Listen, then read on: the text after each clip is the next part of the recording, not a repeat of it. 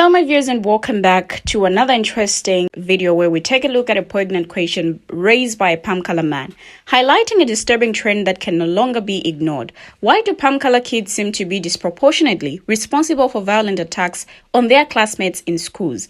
What is driving this anger and behavior, and why does it seem to be consistently swept under the rug? Now, the data is stark. Time and time again, we see instances of palm color students committing acts of violence in schools, leaving devastation and trauma in their wake. Yet, despite the alarming frequency of these events, we seem to be lacking a meaningful conversation about the root causes. Now, some have suggested that the issue is not being addressed because it doesn't fit a convenient narrative. As one brother notes, pew-pews won't be banned because they are not seen as a threat until they are in the hands of a black person or a person of color. Now, the stark contrast between how palm color and black youth are treated in similar situations is a sobering reminder of systemic racism. Others have pointed out that palm color violence is often celebrated or downplayed, perpetuating a culture of impunity. The fact that a 14-year-old palm color boy can pew-pew up a school and walk away unscathed, while black boys have been unalive for playing with toy pew-pews, speaks volumes about the racial biases that permeate our society. So join me as we explore this critical issue and examine the complex factors that contribute to palm color violence in schools. What role does systemic racism, toxic masculinity, and cultural narratives play in shaping this behavior? And what can be done to address this? Take a look at the videos. I will be right back.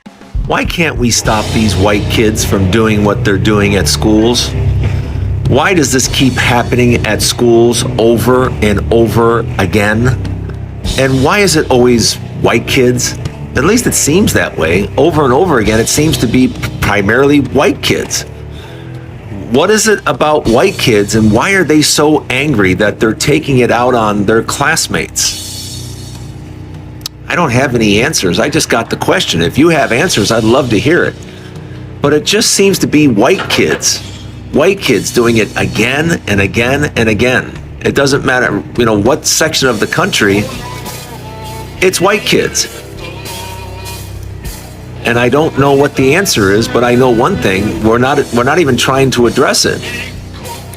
But somebody has to come out and say it. White kids keep doing this. And no one seems to know why. So I'm asking you, why do you think it is? Why do you think it's almost always white kids? Why do you think these white kids keep doing this? Let me know in the comments. Why are we having so many problems with white kids attacking schools?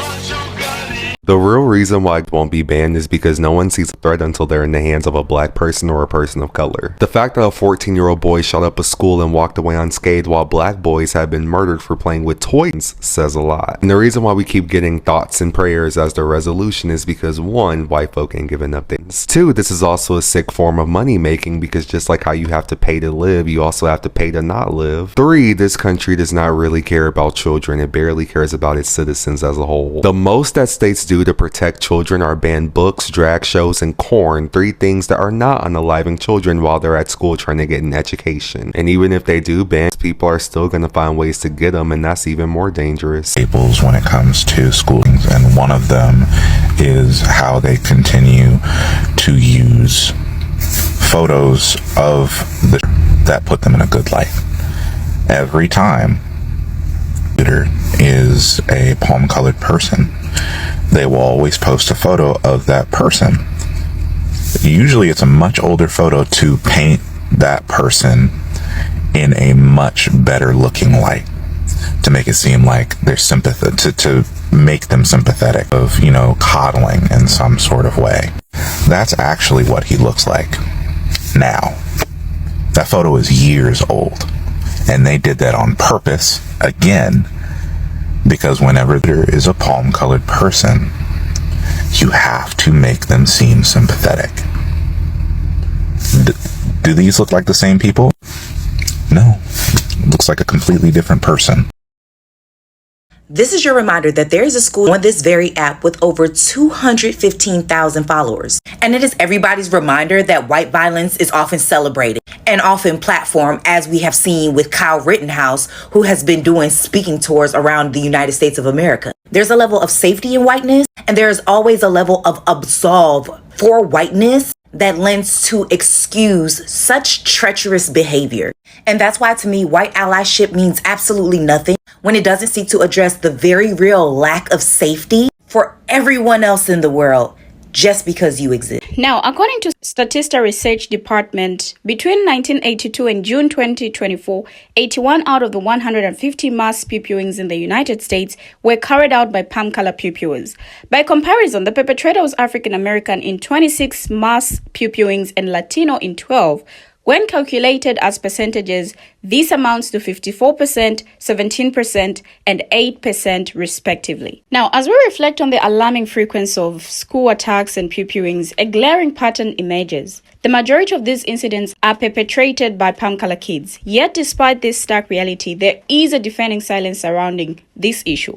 No one seems to be talking about it, and even fewer are taking concrete steps to address it. Now, the question posed by this palm color man resonates deeply. Why does it always seem to be palm color kids attacking schools? Is it a coincidence, or is there something more sinister at play? Now, the data suggests that this is not an isolated phenomenon, but rather a systemic problem that requires urgent attention. It's astonishing that in a society where we are quick to label and stereotype entire communities based on the actions of a few, people are reluctant to confront the reality of palm color violence in schools. The lack of discussion and action on this issue is not only puzzling, but also irresponsible. By ignoring this problem, people are essentially condoning a culture of impunity, where palm color kids are not held accountable for their actions. Now, this not only perpetuates a sense of entitlement, but also creates a toxic environment that enables further violence. I feel it is important to acknowledge that this is not a problem of palm color kids per se, but rather a symptom of a broader societal issue. We need to examine the complex factors that contribute to this behavior, including systemic racism, toxic masculinity, and cultural narratives that glorify violence. Only by confronting this reality and engaging in honest discussions can we hope to address the root causes of this palm color violence in schools. I feel it's time to stop tiptoeing around this issue and take concrete steps towards creating safer, more inclusive communities for all. Now, I wholeheartedly agree with the sister's poignant observation that palm color violence is often glorified. While Black children and individuals are held to a different standard, the stark contrast between how palm color and Black youth are treated in similar situations is a sobering reminder of systemic racism. It's unconscionable that Black kids have been unalived for playing with toy pupils, while palm color kids who commit actual violence with real pupils are often given a slap on the wrist. The lack of accountability and the lenience shown towards palm color perpetrators of violence is a clear indication of the racial biases that permeate our society. The notion that palm color kids are somehow more innocent or less culpable for their actions is a myth that needs to be dismantled. The reality is that palm color violence is often enabled and excused, while Black children are criminalized and demonized for even the slightest infractions. The consequences of this double standard are devastating. Black kids are being unalived, incarcerated, and traumatized, while palm color kids are being coddled and protected. Now, this is not only morally reprehensible, but also perpetuates a culture of palm color supremacy.